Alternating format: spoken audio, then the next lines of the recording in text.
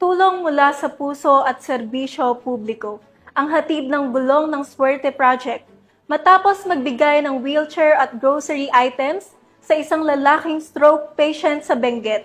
Ang balita mula kay Patrol Woman Jezebel Moyao. Patuloy na kinaiigting ng Benguet Police Provincial Office ang kanilang serbisyong publiko sa pamamagitan ng gulong ng Swerte Project na isinagawa sa mga bayan ng Kabayan at Bukod, Benguet noong 29 ng Setyembre taong kasalukuyan.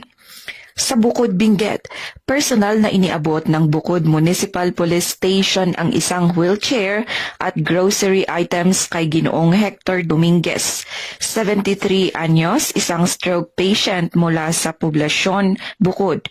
Si Ginoong Dominguez ay kabilang sa mga maswerteng benepisyaryo ng proyekto sa ilalim ng pamumuno ni Police Colonel Lambert Suerte, Provincial Director ng Benguet PPO, katuwang ang Provincial Advisory Group for Police Transformation and Development na pinamumunuan ni Governor Melchor Diclas.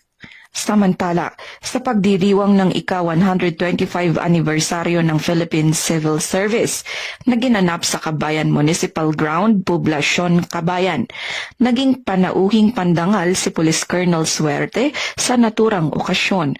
Formal niyang inilunsad ang gulong ng Suerte sa Kabayan, kung saan 3 benepisyaryo mula sa Barangay Batan at Barangay Gusaran ang tumanggap ng libreng wheelchair. Nagpaabot naman ng taus-pusong pasasalamat ang mga kinatawan ng mga benepisyaryo sa PNP sa kanilang malasakit at tulong.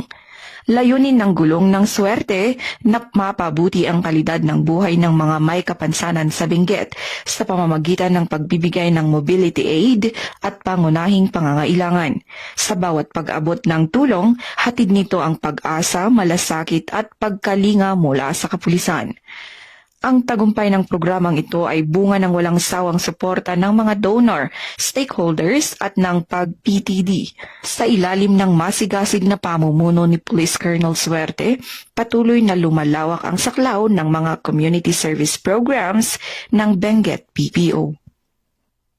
Mula dito sa rehiyon ng Cordillera, ako ang inyong PNN correspondent, Patrol Woman Jezebel Moyao. Alagad ng batas, tagataguyod ng balitang pulis.